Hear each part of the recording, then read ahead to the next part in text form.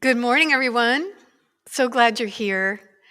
Today, my gratitude goes to a group of people who have, for the last year, been responsible for taking 50 pink flamingos and a sign that says, "We miss you, we love you," to all of the people they could find to flock them and remind them that we really do, as a community, love one another. For those who were in apartments or they couldn't reach in a variety of ways, a local artist in our community made mobiles of pink flamingos. So today I honor the flockers, and I'd love to introduce you to some beautiful music by Laura and Craig. Enjoy. Good morning. Let's sing. I am open, I am open, I am open to receive the love in you and me. And I'm caught on my necklace. I am open. I am open. I am open to receive the love in you and me. I am open. I am open. I am open to receive the love in you and me. Let's sing that again. I am open to receive the love in you and me. I am open. I am open. I am open to receive the love in you and me. I am open. I am open. I am open to receive the love in you and me. Let's know that for each other. You are open. You are open to receive. You are open, yeah. You are open. You are open to receive love in you and me. You are open, you are open. You are open to receive, yes, the love in you and me. We'll finish off. We are open. Here we go. We are open to receive. We are open. We are open. We are open to receive the love in you and me. We are open. We are open. We are open to receive the love in you and me. The love in you and me. The love in you and me. The love in you and me. The love in you and me. We are open to the love in you and me.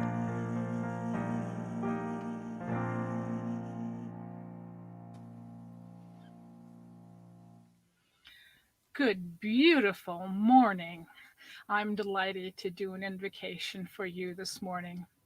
Remember also that you can reach practitioners for support on the prayer request button on the website. Let's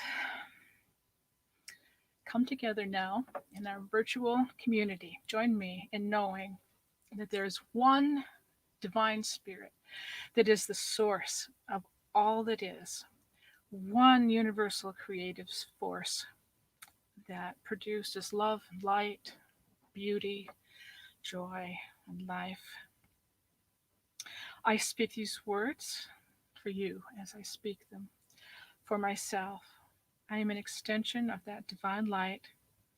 My divine spark within is an expression of the one source My inner spirit, my true self, is an extension of universal spirit. There is no place where spirit stops and I begin. I am continuous with spirit flowing through me.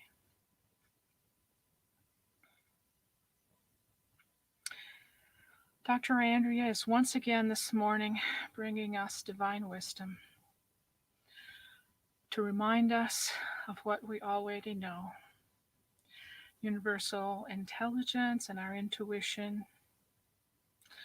shows us the truth of these words.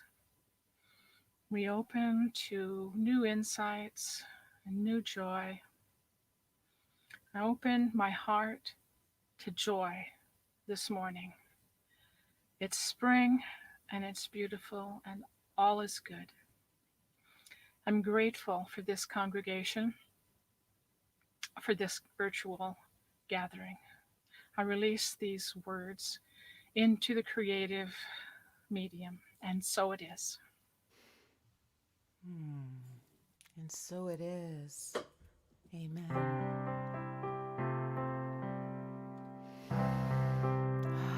We're just going to keep opening and opening this morning to receive all the messages. Prepare ourselves. Oh, prepare me to be a sanctuary,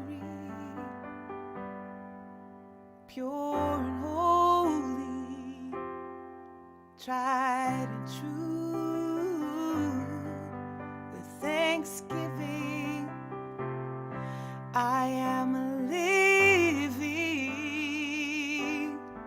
sanctuary for you. Oh, prepare me to be your sanctuary, pure and holy, holy. I am tried and true. With thanksgiving, I am a living sanctuary for you. And I am your sanctuary. I am yours, and I am your sanctuary. I am yours. So prepare me to be your sanctuary. I am pure and I am holy and I am tried and true. With thanksgiving, so much gratitude that I am a living sanctuary. I am your sanctuary.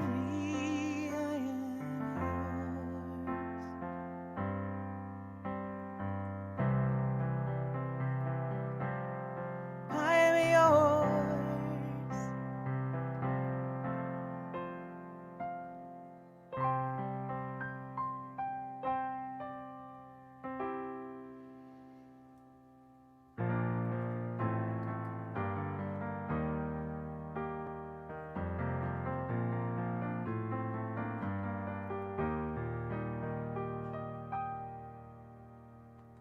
Just when I take a step outside, the rain, it catches me with no warning. Right before liftoff, what was once light and airy can't catch my breath. Poor sweet canary, for the weight on my body. Oh, break me, take me, climb inside. Bring me to a new divide, and I will grow to know a better me. And this time I will lift off and fly high. I will lift off and fly high.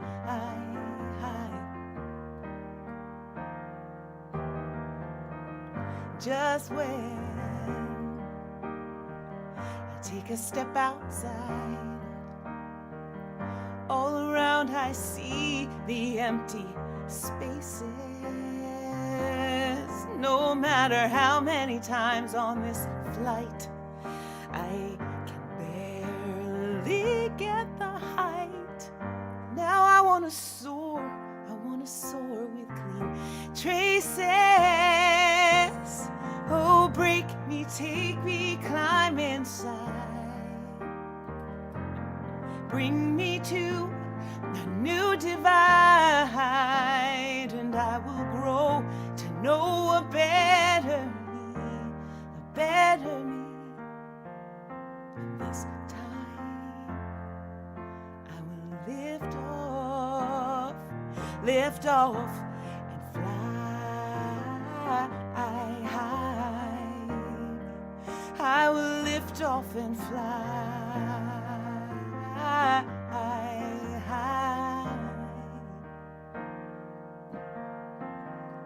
Me and the time we make quite a pair, and it's a solo flight with the wind in my hair.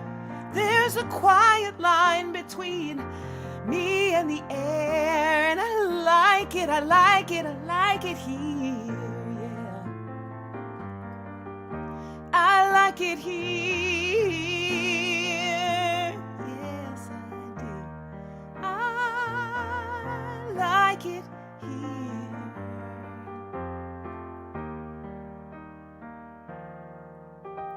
Oh, break me, take me, climb inside. Bring me to a new divide. Oh, break me, take me, climb inside. Bring me to a new divide, and I will grow to be a better me. And this time I will lift off, and this time I will lift off and fly. I will lift off and fly.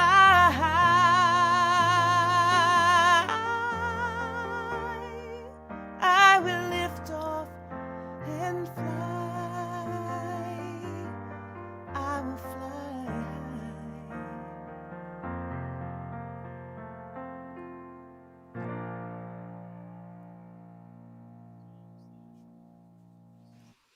Thank you so much, Laura. How beautiful. Welcome to our community. So those of you who've been watching for a while live stream, you'll notice that the background is different. We had to make a quick adjustment because spring is indeed here, and the sunlight was hitting me in such a way and my papers in such a way you couldn't see me. So we are adjusting, just as we all have to do when things change in our life. So today's topic is based on a Rumi quote. The topic is keep knocking, and the quote itself is, keep knocking, and eventually the joy inside will open a window and look out to see who's here. And it has to do with who we are. And so Laura's song about Make Me Your Sanctuary was a very powerful song for me because, you know, I have a tendency, maybe you do too, of wishing that it could just be kind of easy. And oftentimes, this applies to everything from eating whatever I want and not gaining a pound to not doing spiritual practices and still being illumined and enlightened from within to everything in between. And unfortunately, so far, that hasn't really panned out for me. How about you? There is some work involved, whether it's on the material plane or the spiritual plane or anything in between, that requires a certain attention or intention, perhaps. And, I actually was listening to someone who said, so I finally asked myself, well, why meditation? I've been meditating for years, but I finally asked myself, well, why am I doing this? What's the point? And that was my dear friend, Reverend Sue. And Reverend Sue realized that the point really was to prepare the way for spirit to be an even greater expression by means of her and her personality. And I have to say that's true for me as well. So I've resigned myself to the fact that, at least on the spiritual realm, I sometimes forget this on the physical, that there's a requirement to do work. And part of the work is that quote that Rumi gave us, keep knocking. So that indicates that there's some work that we as personality selves, sacred humans, need to do in order to invite joy to look out and see who's here, to actually, in other words, be present within us. And the work is what I wanted to talk about, but I wanted to give you a taste of what happens when the work is done. And so I brought you a story. Would you like to hear it? Yes, I hear people saying yes. This is from a book called Letters to My Son, and it's written by Kent Nurburn. And he's written a series of incredible books, actually. Um, this one includes this very brief chapter called The Blue Moment. I was 25, penniless, alone, frightened, and ill, living in a small garret in the medieval university town of Marburg, Germany. I had no friends, and I was far from family. My days were spent working in an antique restoration shop owned by an embittered alcoholic man, and my nights were spent wandering the streets, watching the passing lives of people who neither spoke my language nor knew of my cares. I had never been so alone. The woman of the man for whom I worked was a very wise woman.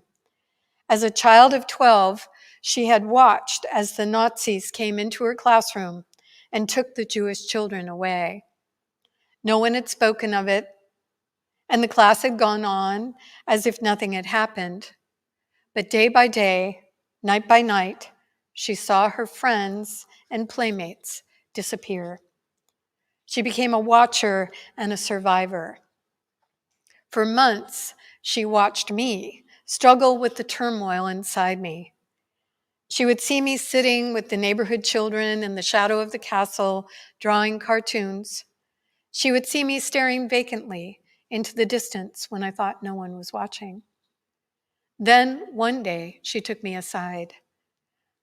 I watch you, she said. I see the loneliness in your eyes. I watch your heart running away. You are like a lot of people. When life is too hard, they try to look over the difficulty into the future, or they long for the happiness of the past. Time is their enemy. The day they are living is their enemy. They want to die to the moment. They live only for the future or the past. But that is wrong. I have a simple rule, she continued. Seek always the blue moment. She sat down beside me. The blue moment can happen anytime or any place. It is a moment when you are truly alive to the world around you. It can be a moment of love or a moment of terror. You will know it only in your memory. My childhood classmates are dead, but I have the blue moment when we looked into one another's eyes. I turned and stared into her lined and gentle face. Listen carefully to me, she continued. This is a blue moment. We will never forget it. At this moment, you and I are closer to each other than to any other human beings. Seize this moment. Hold it. Do not turn from it. It will pass, and we will be as we were. But this is a blue moment, and the blue moments string together like pearls to make up your life. It is up to you to find them. It is up to you to make them. It is up to you to bring them alive in others. She brushed her hand through my hair and gave me a pat on the side of the head. Always seek the blue moment, she said, and returned to her work. Now, years later, my friend Frau Dupont is dead. Cancer took her after we had passed through each other's lives. But I can never forget her words. I no longer judge a moment by pleasure or pain that is contained within it. Instead, I look to give myself over to that moment in a way that fills my heart and spirit. I know that if I abandon my own needs and expectations, the blue moment will come. I have had blue moments while my heart was broken. I have had them when I was sitting idly drinking a cup of coffee, listening to the birds outside my window. I have had them while talking with complete strangers. They come on like torrents of grace. I love that expression, torrents of grace, unexpected, unannounced, suffusing life with a warmth and truth that will live forever in my memory. They are the gift of the Spirit. You must learn to court the blue moments in life. They truly are pearls of great price. You cannot force them. You cannot manufacture them. But you can call them if your heart is still and you give yourself totally to the present moment. So for me, that is such a powerful way of thinking about what it means when we've prepared ourselves as a sanctuary for the Spirit. Because to prepare ourselves requires the spiritual work of really committing to an intention, to be fully present, to be fully alive, to be fully here. And there is so much in our world that carries us away. Everything from social media to the pain we experience either physically or emotionally or spiritually. There is so much that would keep us from being fully alive and having our intention of being present manifested. And yet, there is so much within us that calls us to do that very thing. Part of it is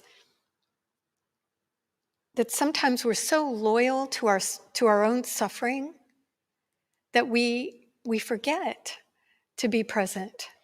And instead, our loyalty to that suffering keeps us bound to a past that really doesn't have to influence who we are in the here and now so deeply. We can let go of the idea that day by day is just going to be a grim reality of repeating the suffering from the past or anticipating the suffering of the future. And instead, we can come alive in our intention to live in this day just as it is, unattached to what was or what will be. This, of course, is one of the greatest teachings of all the spiritual traditions, to let go of the past, which is no longer, and to let go of the future, which is not yet here, and to live very concentrated in the here and now. In fact, that's the point of every spiritual practice, is to bring us into the here and now, where we can be alive in the moment. I was listening to my friend Jack this morning early, and he was talking about a conference that he did with Melodamos Somé. Melodamos Somé is a West African shaman and author and teacher. He's an elder, and he's from the Dagara people, who are a West African river culture.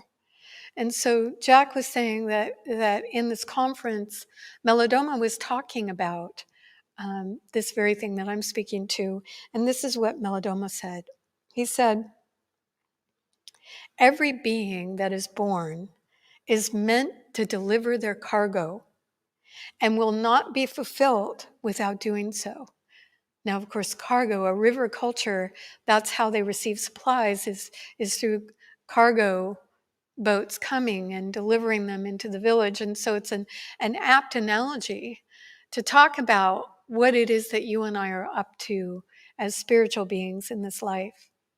So we need to deliver our cargo. What does that mean? It means that for Melodoma and for me and for so many spiritual teachers, we have the understanding that we came here to be of service in some particular way, to offer the gift that we carry in some particular way, and that we won't be fulfilled in this life unless we find a way to deliver the goods, to deliver what it is that we came to be and to offer. Now, this doesn't mean that there's some grandiose plan for all of us to deliver the next Christed message to the masses, but it does mean that for each of us, in our own unique way, we have something of value to bring into the world, and the joy that's inside won't be delivered. We won't have the window open so that the joy will look out and see who we are unless we're delivering our cargo, our way that we've come here to be.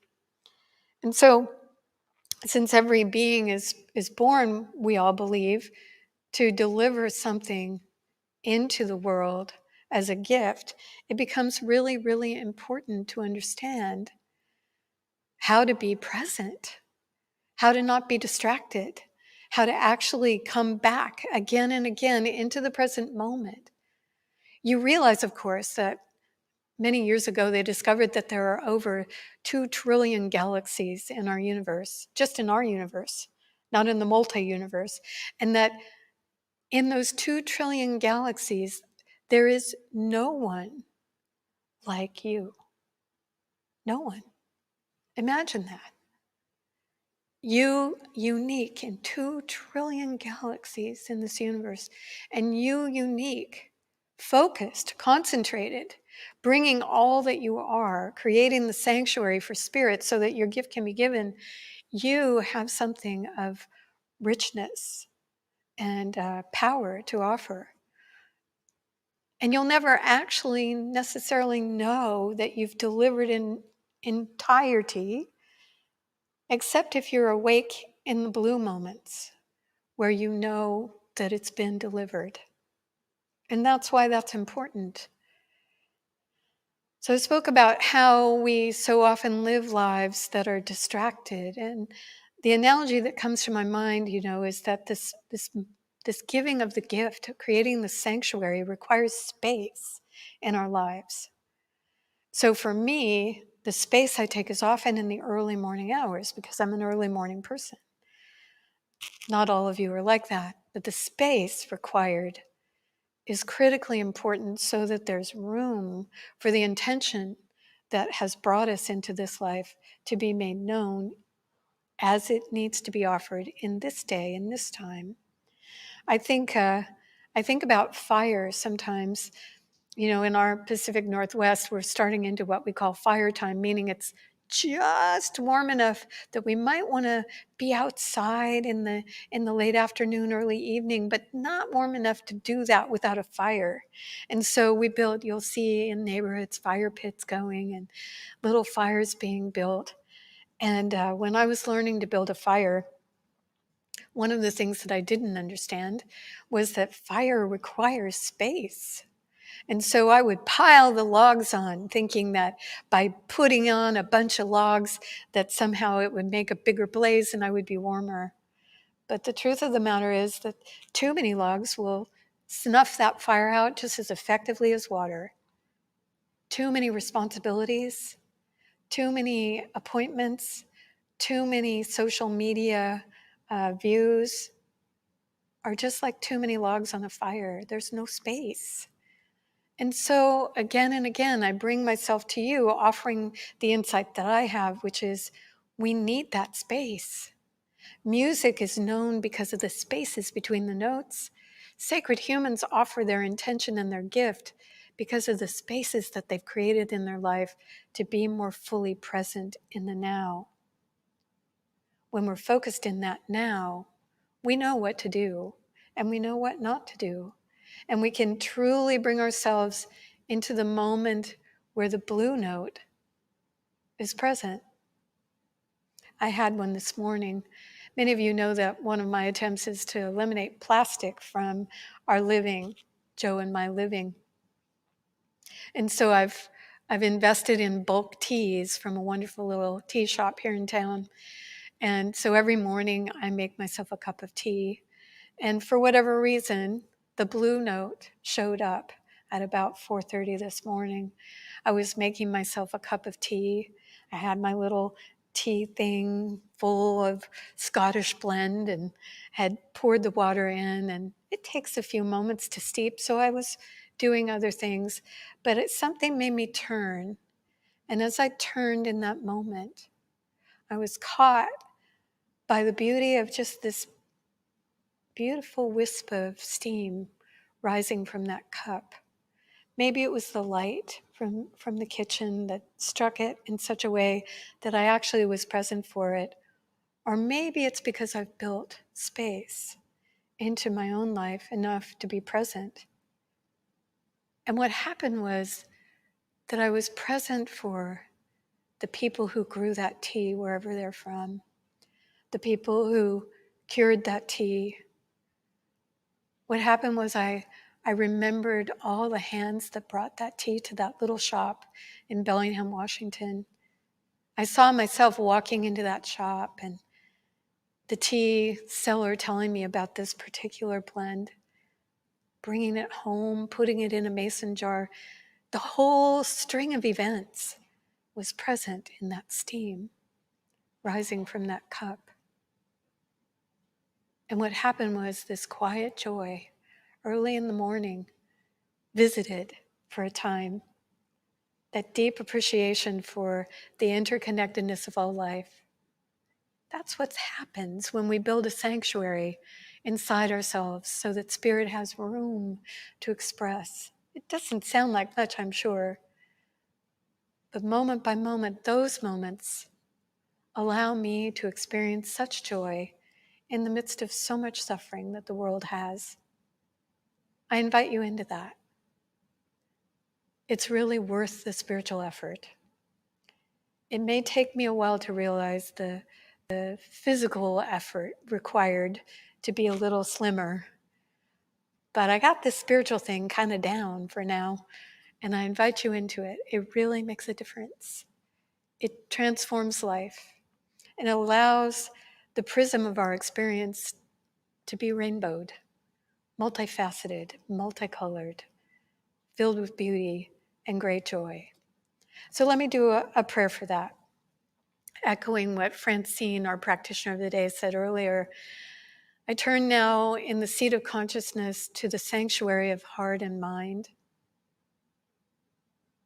where a deep, quiet presence is alive in me and in you. It is constantly and ever offering itself, offering and offering and offering all that it is.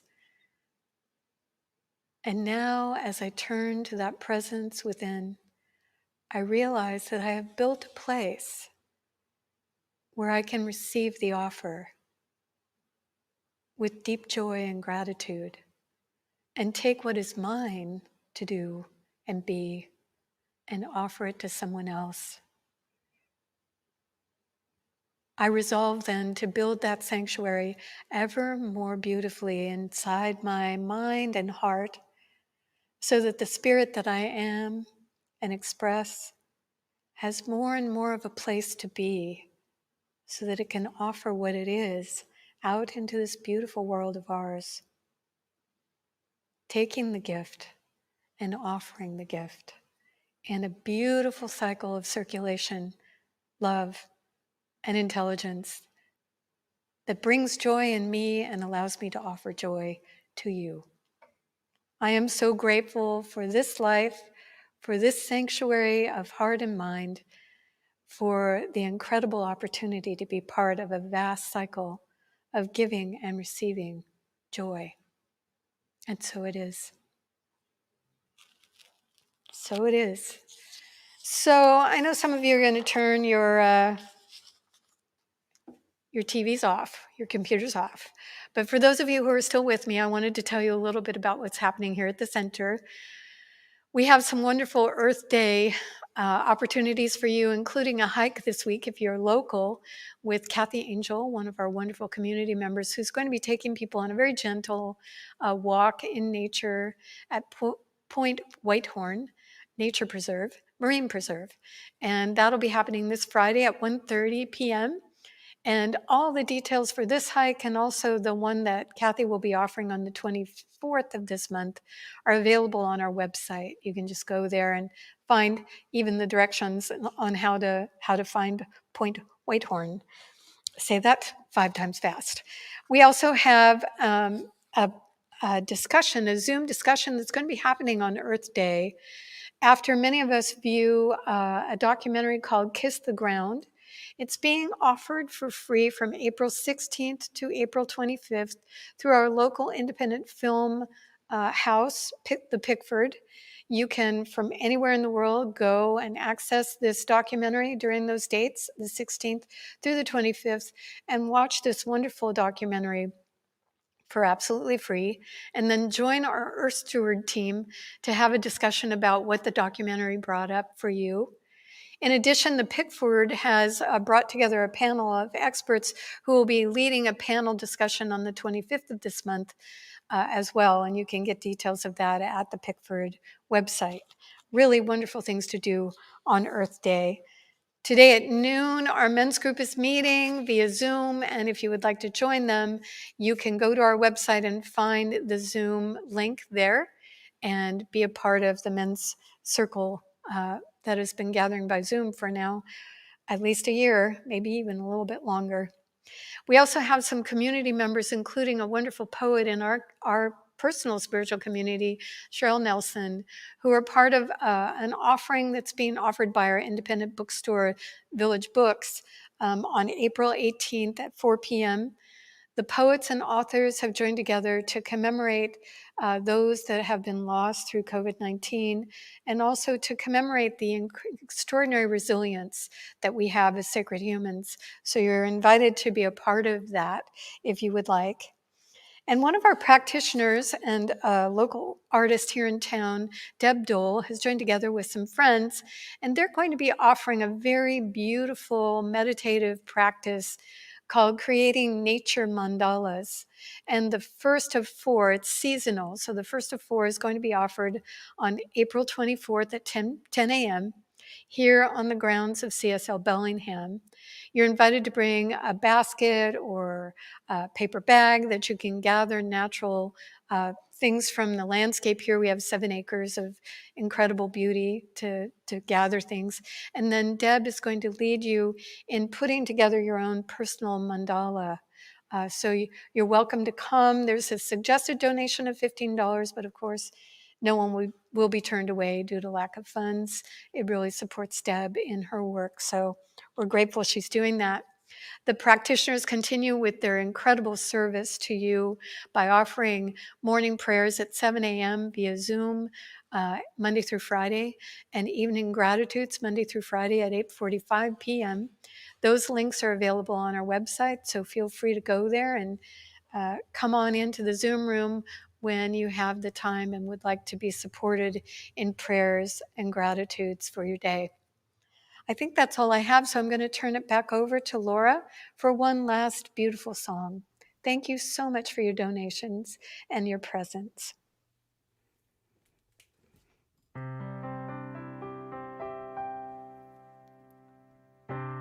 From the darkest place to a higher space, calling from every direction. On every single path I have stood strong and cowered fast. What a strange perception. Well, life is demanding, but I am unlimited.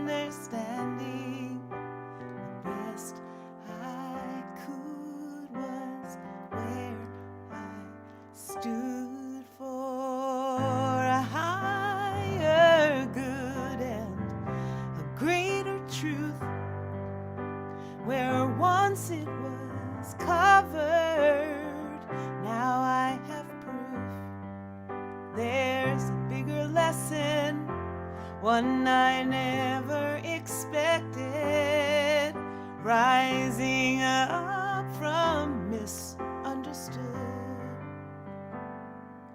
A higher good.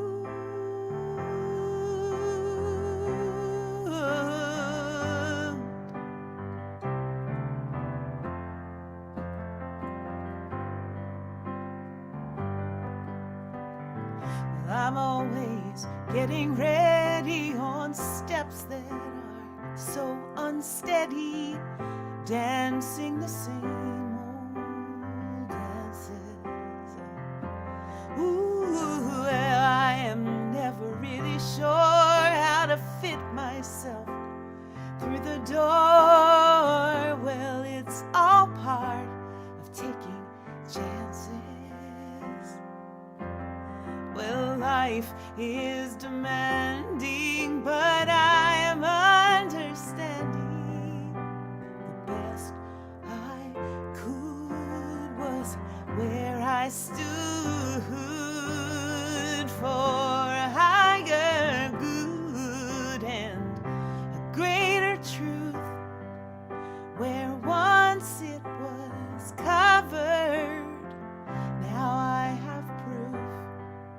There's a bigger lesson, one I never expected, rising up from misunderstood. Well, I've seen the road at ground level, but there is a wider view at play.